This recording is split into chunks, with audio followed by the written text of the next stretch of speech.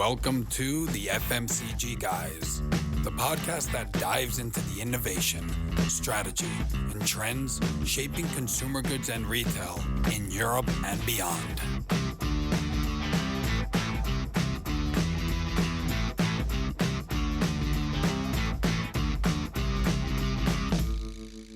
Welcome to the FMCG Guys podcast. I'm your host, Daniel Torres, accompanied by Christina Nicolau. Hi, Christina. How are you? Hi, Daniel. I'm doing well. How are you? Very good. And her voice is surprisingly sounding very good. I'm saying surprisingly because she's been going through a cold, but you seem to be getting out of it now. Yeah, a little bit under the weather. That's true. But I think with my new mic, it all sounds much better. It does, actually. You already sounded very good, but now the quality is sounding even better. And it will sound even better today because we're going to be accompanied by Dario Tarulla, who is a global executive that's worked around the world. You should check his LinkedIn profile because you'll see the number of places he's been based in. The diversity is pretty incredible. So he's been based around the world in expansive roles at the likes of BAT and Heineken. And he's just moved from being the CMO of Mexico, which is one of the largest business units for Heineken, where they have a number of local champions that are effectively global brands, to now being the senior vice president and head of innovation for the whole Americas, from north to south. And he's also a mentor at Endeavor, right, Christina? All right. So a very innovative profile overall, which is super helpful, I would guess, because innovation is one of the big buzzwords, of course, in the FMCG industry as well.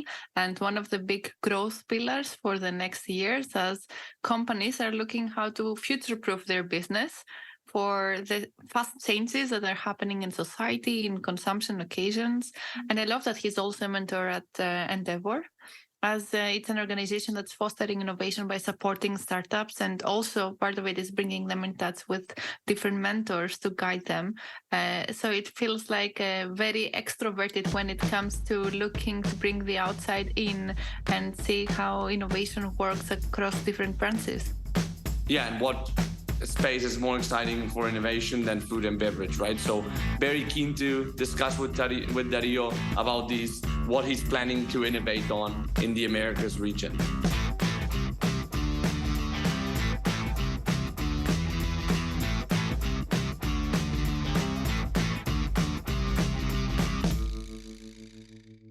Hi guys, great to be with you. I'm Dario Tarulla. I run innovation for Heineken in the Americas region.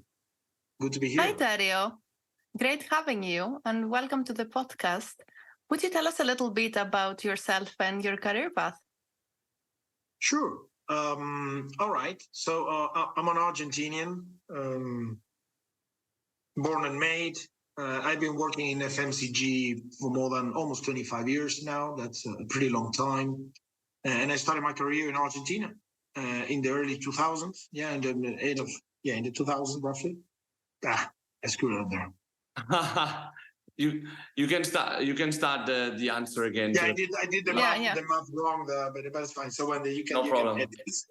All right. So yeah, I'll just carry on. So yeah, guys, hi. I'm an Argentinian, born and made. I pretty much work all my life in the consumer industry in FMCG, and I started in Argentina back in early 2000. So that's way more than 20 years working in this beautiful space. I lived in a number of countries. Now I'm currently based in Mexico. I lived also in Brazil, and then I spent more than 10 years living in Europe, from London all the way down to Moscow until a few years ago. And now I've been based in Mexico very happily with the Heineken company for the last 4 years. Yeah, and you've been not all around the world, but you've covered quite a lot of ground, and Dario, and you're coming into this role as head of innovation for the Americas now at Heineken. But before this, you're coming from being the CMO of Heineken Mexico, which I know is a very big business. But maybe for the audience, whoever doesn't know that business, can you give us a bit of the dimension of Heineken Mexico? Sure. Yeah, I mean, I've been collaborating with the company, and I joined the company here in Mexico as the CMO the chief marketing officer in 2019, just before the pandemic.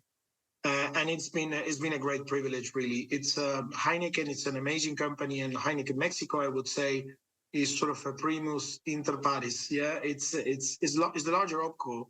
It's the larger operating company for the group globally, and it's indeed a powerhouse in all the ways you can look at it. You know, it has amazing brewing capabilities. We have an amazing group of people that work in the field every day to take our beer and our products to our consumers.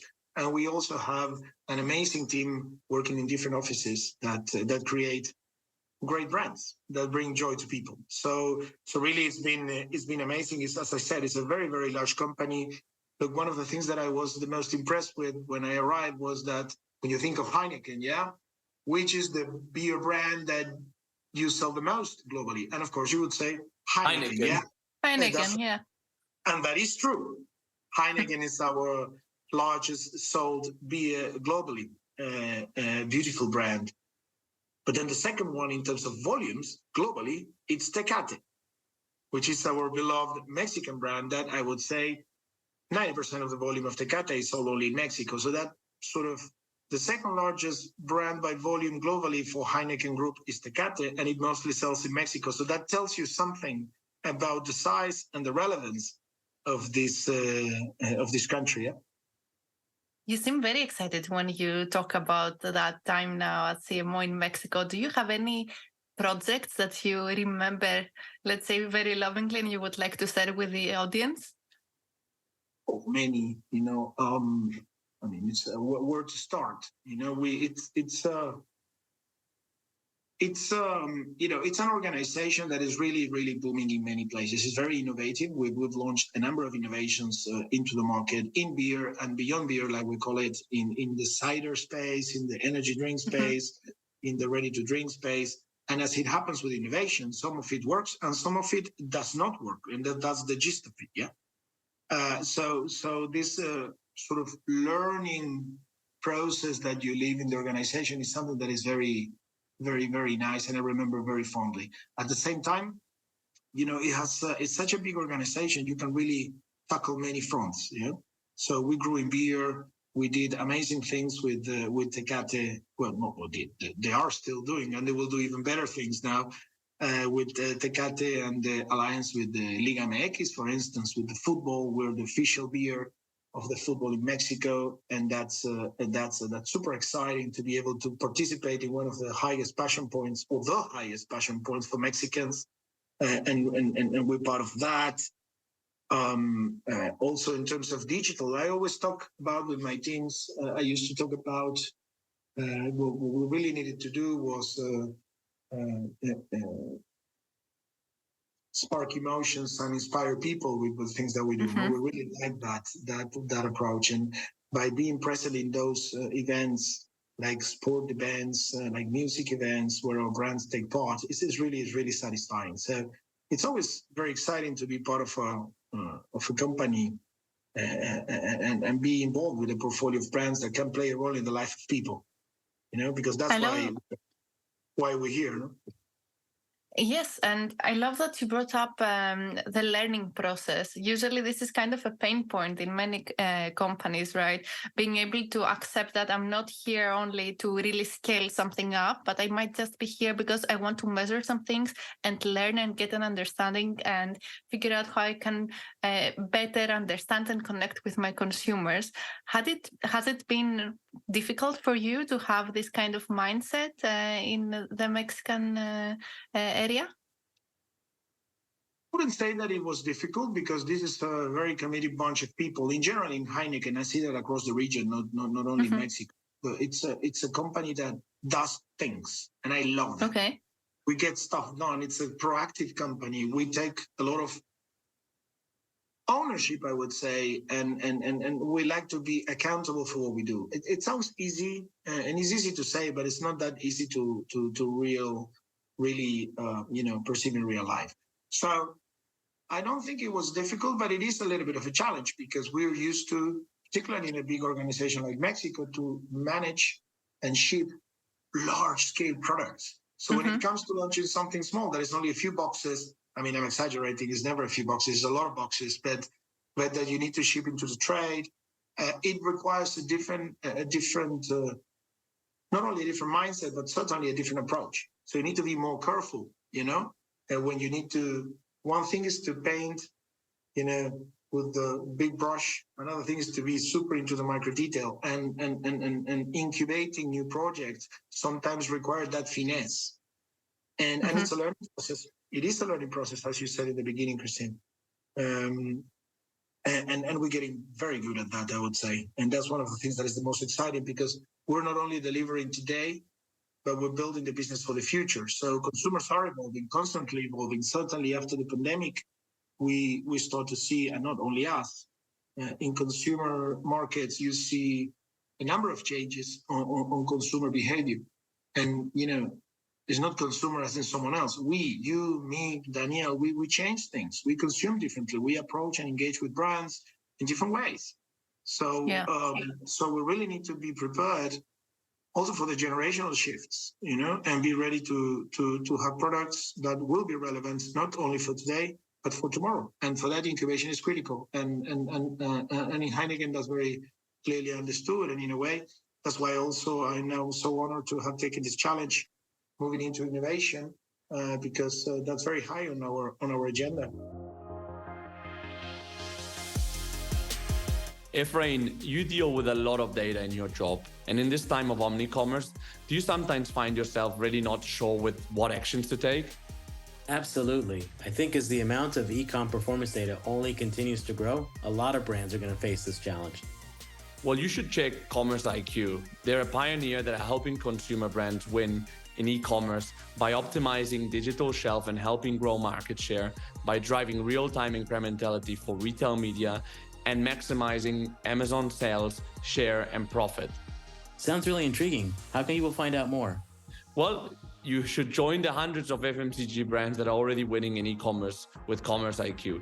It's as easy as visiting commerceiq.ai/FMCG guys, or following the link in the show notes to schedule a demo and download their free AI-powered Chrome plugin to optimize your Amazon listings.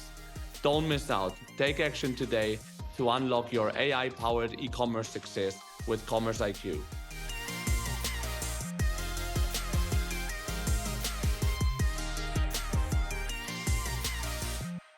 If you had to paint a picture actually of what the behavioral patterns in beer look like nowadays in Mexico, but maybe also beyond, how would you describe them? Yeah, well, that's a great point, Daniel. Look, I mean, we have the luxury in Americas. Well, United States is probably a slightly different story at the moment, but the beer industry is growing roughly. I mean, it's growing pretty much everywhere in Latin America. Certainly it is in Mexico and will continue to do so. And that's great. Mexico particularly is the largest exporter of beer in the world. So that puts us in a, I would say, in a buoyant situation. But having said that, and as I mentioned before, consumers are looking for new things, and beer cannot satisfy every single one of the needs that consumers have. You see, so we really need to start looking into those things. For instance, specifically, case in point, women, Gen Z. People sometimes don't enjoy that much the bitterness of a beer. Sometimes they don't enjoy the bloating effect that it could have. So look for more flavor. Look for something that is more aligned with the health and wellness consideration. On the other hand, you may find consumers or people that want something that gives them a little bit more kick in high energy situations, for instance, in the evening or whenever they're doing more energetic celebrations, let's put it like that. So sometimes beer is not the answer. It is an amazing answer for pretty much, for many of the occasions, but with these changes, we need to look into building products that would be more suitable for those occasions. And once again, example, when we launched Amstel Ultra a few years ago, which is one of the most successful launches, and I can say that because I was not the one who launched it, so I can brag about it because I only contributed to making it bigger.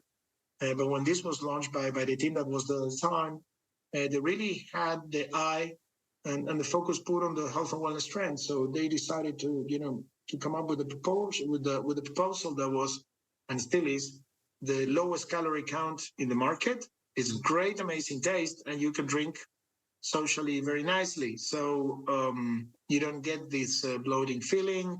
It's better for you if you're really considering, the calories you're consuming over the day. So this is one of those products that have been devised really looking into the consumer trends. Yeah. Another example very quickly was on the beer mixes, which we're doing super well with brands like Sol. Where we're growing a lot, and when you bring beer, you mix it with other more, kicking flavors, and it really works well. And it's a way to add more flavor, add more, I would say, make the experience a little bit more funky. That's great.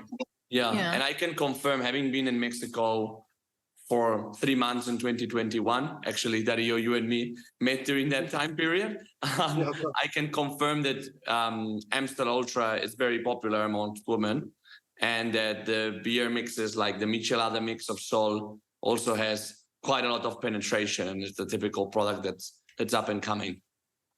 Next time you're here, we'll give you a mangoyada and a clamato as well for you to try. I'll be happy I guess to try them.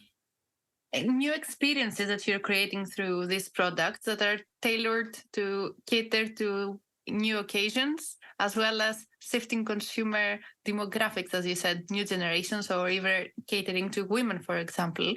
So you come in, Dario, and you take over innovation, which is quite broad for the Americas.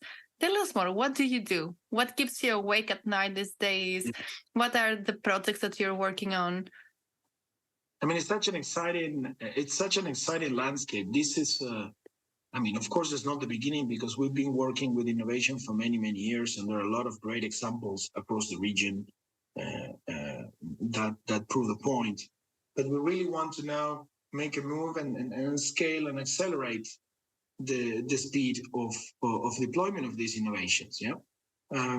If you look at something that happened in the US a few years ago, the American market, the US market is a spectacular market. It's probably the most complex and diversified market in the world. And something that took place a few years ago was the eruption of the hard seltzers, which took a little bit the industry by arrest, and they really grew up to double digit, and they became a very big thing. Now it's sort of that growth is slowing down, but still is very big, and ready to drink beverages also are growing very fast. One thing that we haven't discussed so far yet is which is it's probably my favorite category, which is 0.0 beer, non-alcoholic beer.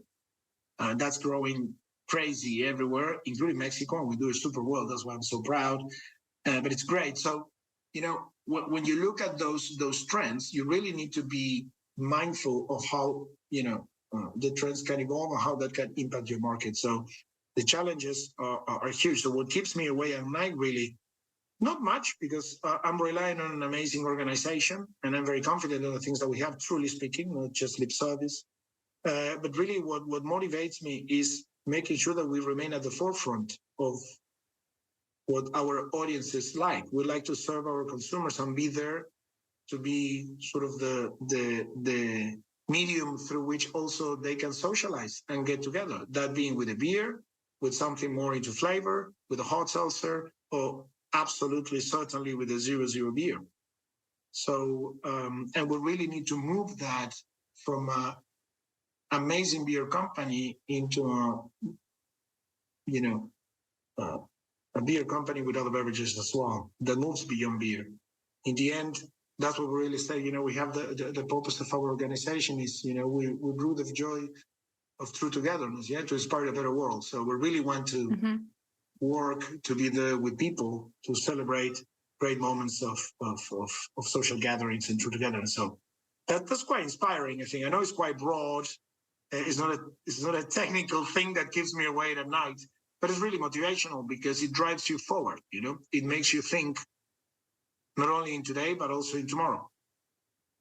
I guess if you take a look at all the different people that have a need for a beverage, right, and you take a look at their clock throughout the 24 hours, there are specific occasions that perhaps it's not only beer that's going to cater to them. That's right. And speaking of the low alcohol or zero alcohol beverages, we also see this trend in spirits. I remember also lots of reports coming out specialized in the past couple of years. We also even see in retailers now that in the ales and usually hypermarkets, they might start also segmenting a separate part and saying this is for zero or low alcoholic beverages. So what do you see there in terms of trends? Do we expect that this is something that's going to stick, or is it kind of a trend? I know we have dry January, so there are quite a few things where people seem to be more keen to try, but do they stick with it?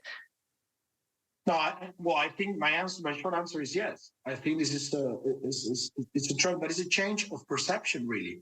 You know, 0.0 beer is not just for dry January or for pregnancy. You know, for all. It's such an amazing beverage. You know, it has great features as a drink, from lower calories to antioxidants. You know, but at the same time, it's really enjoyable. So, the simple way to put it is you are through your day and you would like to enjoy the taste of a beer when you're having lunch, for instance, but you are not, really, to have a beer with alcohol. You can certainly get one of those 0.0 beers to satisfy your need or your appetite at the moment, or your thirst, let's put it like that. And it's great. If you look at the success we've had globally with Heineken 0.0 is based on that. We always said since we launched it, now you can. Because the moment that you would think that you could, you actually can, and it's perfectly fine. It's not to provoke anyone, but I generally have my Tecate 0.0, my Heineken 0.0, after 10 a.m. No worries. It's just, I love the taste. I just love the taste. And I wouldn't do that at that time with, personally, I wouldn't do that with just alcoholic beer. So I believe this will continue to grow. And you see that not only with our products, but you see with a lot of brands in the US. There are a number of non-alcoholic breweries that actually are starting to pop up, even independently from the big brewers. And I believe this is a trend to stay. And we're really excited to be not only taking part, but also humbly leading in many parts of the world these developments. Yeah, I believe Spain is the number one market in terms of. Spain is one of the largest markets, and we've got amazing products there. With Amstel Tostada is one of my favorites. You should try it. It's really, really good. So yeah, and that's in Europe. There are a number of markets that are pretty big in 0.0 beer. I would say that in Americas it's a little bit more new phenomenon, but it's doing super well in the US. We're doing great in Mexico and in different parts of the region, really. So yeah, super exciting. I just want to comment that it feels like it's a part of the wellness trend, but it's also part of the responsible drinking. So there is also a certain level of responsibility from the companies also to be able to provide these alternatives. So exactly before you're going to try, for example, you have also the option. So it's also a matter of really providing the choices with a great taste that your consumers love from your products. I mean, we could never tell absolutely 100%. We take that very seriously. Responsibility comes on top of everything we do, and creating consciousness about this is really relevant for us. You probably have seen it, but for many years we have a tradition. The Heineken brand team is doing an amazing job for many years now in trying to create this consciousness of when you drive, never drink, and we do that very clearly. If you look at the Formula One, which were big sponsors, big and proud sponsors, everything we do is with Heineken 0.0. Around the, I don't know if you've seen the Las Vegas race last weekend, amazing race. You would see that and everywhere else, and we do Heineken 0.0. So certainly we do that. At the same time, is not that Heineken or any of the 00s that we produce and we have in the market is for replacement. I mean, it's a complementary. We cannot tell consumers how to consume in that sense. Everyone decides how they want to use the products. But in my personal case, as I mentioned, I drink when I don't drink a beer, but also if I'm drinking a good beer in the evening, but then I just don't feel like drinking anymore or taking a pause, I just drink, non-alcoholic beer, and it's great. So, yeah, I don't know. I can't speak hours about this because I'm truly passionate about this segment, this category, and I think we're only scratching the surface. We only see the beginning of what this could be. We really need to work on that direction. We're also working on adult soft drinks in some parts of the world, like in Brazil. So really, it's a very exciting time. Also, you start to see the blurring boundaries. Everyone now you were talking, Christina, about the moments and the occasions of consumption. And that's right. We don't consume with the same mindset all day. We have different approaches. We're different, oneselves, in different parts of the day. We want different things. And it's not just the beer companies or alcohol. You said you work in Diageo, so you guys are also seeing that spirits, cocktails. That's also growing globally. But at the same time, you see carbonated soft drinks companies moving into or launching or releasing products that have a bit of alcohol in order to be there with the consumers as well. So it starts to blur. Is that the traditional boundaries of industries, as consumers evolve, as generations want, different things, it also, is heard and noted by the organizations, by the industries, that they start to, I would say, evolve, repeated the word, but evolve their portfolios to satisfy the needs. We're certainly out there as well. Yeah, what other, because you talked about low alcohol, you talked about adult soft drinks in this region that you're going to be managing of the Americas. I mean, you were pointing to that, it's super diverse. You have the US, Mexico, Brazil, all very big business units for you guys, but very different animals. I mean, what other categories? Are these the main categories you're looking in? Is there something else that we haven't mentioned that you're excited about?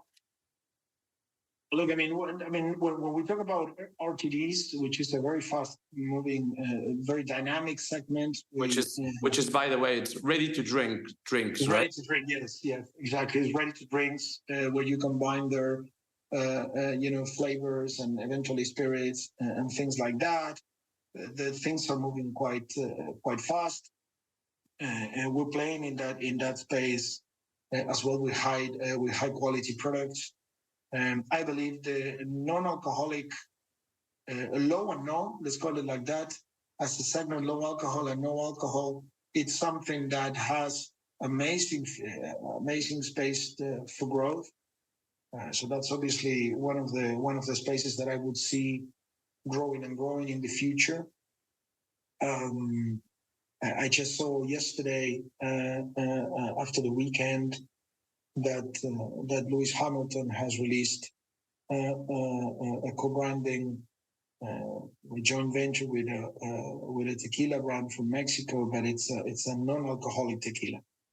So I just saw that yesterday or early this week. I saw that on LinkedIn in one of the posts. So you see that space will command more and more attention, and there will be more developments, and I see that happening pretty much everywhere in the region. But there also are some other super, maybe quote unquote, more traditional. I mean, I wouldn't call it traditional, but segments that have been for long in the market, like ciders, where we have nice developments in Mexico and in a few other regions, in a few other parts of the American region, like Central America and so on, and it's doing very well, and we really like that. And that's flavor and a refined premium taste for specific moments, for specific consumers. But we really like that. So we truly are there to really play a role with consumers in most of the occasions that they feel like having a proper drink with or without alcohol. Talking about innovation, which is the role that you've started now, what about, so we talked about products, we talked about the more typical part of innovation, let's say. And what about commercial innovation? So bringing the products to the store, how you present them. What are you excited about in that space? That's great. I mean, look, I mean, in terms of commercial innovation, I think when we talk about that, it's almost unavoidable to talk about technology. Yeah. And I could say maybe two things. It's about route to consumer, but route to consumer is not just distribution. It's also the way we engage and connect. And I told you before, I was talking with my team about spark emotions and inspiring people, but I generally see the way we build our relationship with consumers as well, in terms of we need to create experiences that trigger emotions and that eventually generate connections that we can nurture over the long term. And that's the triad that I always have in my mind. So it really, this last bit in commercial innovation, I would say it focuses, not necessarily, but for simplicity, let's say we focus on connections. So we can create connections through technology, of course, in the way you interact with them, through communications, through social media, through the way we really, I'm not so fan of the word advertising, because advertising sounds as a one way. We really need to start engaging in a dialogue with consumers, and we use technology for that. And we can use also point of sale, and we can use social media and the phones and different elements, different mediums that we use to engage with consumers. So we've done quite a number of things in order to engage and innovate in terms of communication, through the events, through engagement, through dynamics at the point of sale, through different vendors and D2C players that helps us refine our relation with consumers. But I'm going to give you one example that is related to maybe to get two birds with one stone, which is it relates to getting into consumers and also using technology. You know, we own as a company the second largest convenience store chain in Mexico, for instance, that is called Six. And one of the things we launched a couple of years ago was a D2C platform called Gloop. So this is basically an app that brings beer and other things, but mostly beer, but into consumers' houses in less than 1 hour. Yeah.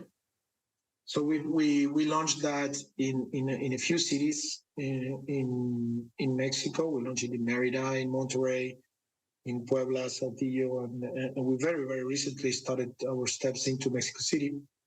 And it's performing super well. But why we thought we needed this, you know, we've got the capillarity to be able to get to consumers, but through this D2C platform, we are now able to build a bridge, you know, from our quote unquote warehouses into their houses, and we can build a bridge so we can bring our brands and we can bring our experience into them. And why is this important? Because particularly in Mexico, maybe as opposed to what happens in Europe, Christina, and Daniel as well, certainly in Spain, the majority, more than 2/3 of the beer is consumed in-house, inbound. So in my house or in your house, but in-house. In Europe, you would see a way bigger percentage of, or the vast majority of the beer consumed in the on-trade, no? And at the bars, with tapas and whatever. And we do like our bars here, we do. Yeah, that's great. It's bring the joy to life, absolutely. Yeah, we all do. But it's so important, the consumption inside, and be able to be there with your consumers at home consumption, that we thought that this was a great way to start getting more connections. And with a simple idea, use of technology has enabled us to actually put this thing into workings a couple of years ago, and it's performing really well. And it's not only giving us a lot of possibilities, it's selling and shipping our products as well, but also we're being able to understand our consumers better, because we understand what they like, what they don't like. They give us a lot of feedback, which is helping us a lot to improve. And that is I would say quite innovative for a company like us, because we're starting to now use all the commercial value chain to being able to bring our brands for consumption and enjoyment. Yeah. And I remember when we're discussing all this in my previous role, when I was actually in the e-com world, I remember seeing this equation that said D2C, or direct to consumer, equals e-commerce class brand relationship. And that's the thing that you can do. Like you can communicate directly, and what the consumer gives back to you is not just that they buy your products, but they give you data, and you suddenly have the gold of the future in your hands instead of having to buy it from a third party, which is definitely very important.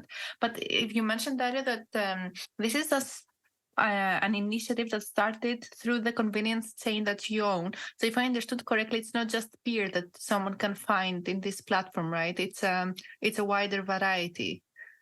Yes, both in our own retail like Gloop and Six, you can find a wider variety of goods. And do you think this is one of the reasons why it's working well? And the reason I'm asking is I have been in various conversations about D2C in cases where brands were trying to do it as a single brand, and they had a struggle maintaining, the right level of engagement and experience that you need to offer as a brand with the costs that D2C entails when you are about to sip only one bottle, for example. Mm-hmm. So it seems to be a model that it hasn't been clear whether it's a winning one, like if you are Nike and you can do it amazingly, or if you need to find as FMCGs other ways to make it work. And I'm wondering whether having a larger variety of products that are being consumed on the same occasion perhaps is kind of an answer here. I mean, certainly the basket size helps because it makes more viable your unit economics. Let's put it like that. Mm-hmm. I think I am personally, I'm going to give you my opinion. I'm going to speak here. I'm speaking here as myself. Not as, it's my personal opinion. Look, I think this fast commerce is great, but what's the difference under 10 minutes or 5 minutes or half an hour? Really, I mean, this sort of, the faster you go, the more complicated things are, the more unsustainable things are. So you need to have a right balance, yeah? So I believe what's happening now in this space where people are starting to be more mindful, I would say, or caring more about actual sustainability, because if it's a business, it's going to work. You cannot just burn cash. It doesn't work like that. Right. At least not anymore. So by having a focus on how viable a business, economically viable a business can be, then that sort of helps modulate many of the other variables of the value equation. Yeah, being basket size, being time of delivery, being and so on and so forth. So back to your question, or back to your point, it remains to be seen. I think it's a very interesting way because it addresses a pain point for consumers. It gives service and it helps increase the brand relationship. I love what you just said. Is e-commerce plus brand engagement or brand relationship, and that's what we're doing in this particular case with Gloop. But of course, you need to keep an eye on making it sustainable, because it's very funky, it's very sexy to do things like this. But, we're in a business here. And particularly in our case, we are custodians of the resources of an organization. So we certainly need to work for the benefit of the organization, not just what sounds nice or looks cool. In this case, I can't tell you a lot of details, but we're on a very good path. So if you manage to crack that, I think it's great, because you build a type of closeness that is otherwise difficult to build. Exactly. And that's why these platforms are so powerful when they work. Yeah. And I just want to go back to one of the things you said earlier, when it's about data and so on.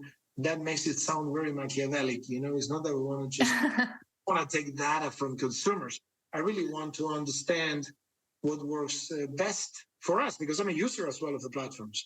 So we give feedback, so we get better service. We get our pain points removed faster, so we can concentrate on enjoyment.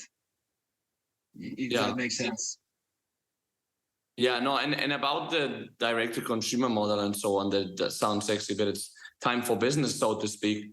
Like here in Europe, we've seen a big crunch of that segment, with a lot of players disappearing or consolidating and so on, because one, as you kind of pointed to, is there the need for like so quick delivery? And number two, is it viable from a business sense as well? No, so absolutely, that's critical. Yeah, I mean, we've had, and you will see that in the ecosystem of businesses, probably globally, there was a lot of, I'd say, very expansive time, but like we call it, it was a sort of zero interest rate phenomenon, where sort of cash was free. Yeah. It's not the case anymore. So, gotta be mindful. It's a business, and we need to think accordingly. No, absolutely. And Dario, with everything that you've done in your career, I mean, you've kind of alluded to it, but if people want full detail, they just have to visit your LinkedIn profile and they'll see what we're talking about. With everything that you've learned along the way, if you had to go back to your younger self, back in Argentina when you were graduating from university, what would be that one piece of advice that you would give yourself in hindsight? Well, that's a deep question. I was reflecting on this. Look, I think one of the things that I would tell myself is to focus more intentionally on the 80-20 rule or the 20-80 rule, which means normally 20% of the things you do generate 80% of the results you will get. And I've been guilty a number of times in my career of spreading myself too thinly on things because I am, for my personalities, have a broad range of interests. Yeah. So I like a lot of things and I like to learn. So sometimes that eagerness may have pulled me into a number of different directions that eventually, does not necessarily maximize the output for what you need to be doing. Yeah. And you got to have focus in a business. You have to single-mindedly focus to get what you want, or to achieve what you want to achieve with you and through the team and so on. So this, I would say exactly that, just identify clearly the 20% of things that move the needle, because those things will give you the 80% of the results you need to achieve. That's what I would tell myself. I mean, I'm telling myself that every day, but I would certainly tell that more loudly if I would have to go back.